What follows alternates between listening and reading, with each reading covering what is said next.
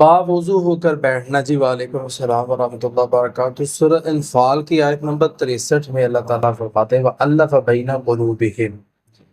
तो बावुज़ू हालत के अंदर वैसा होकर बैठ जाना है और 3 मरतबा दुरूद इब्राहीम पढ़ना जी। और पढ़ने के बाद 313 मरतबा ये वाली आयत जो मैंने बताई है वअल्लफ़ बैना क़ुलूबिहिम, ये सूरह अनफ़ाल की 63 नंबर आयत है।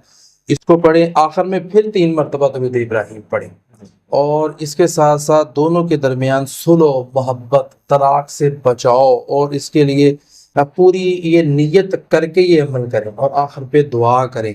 तो ये वजीफ़ा 21 दिन तक रोज़ाना करें। अगर हालात बेहतर हो जाते हैं ठीक है, नहीं तो 41 दिन तक करें। अगर शोहर को लग रहा है कि वाइफ खुला ले लेगी जाके अदालत से जी, तो मसला बन सकता है, तो शोहर को चाहिए कि ये वजीफ़ा करे।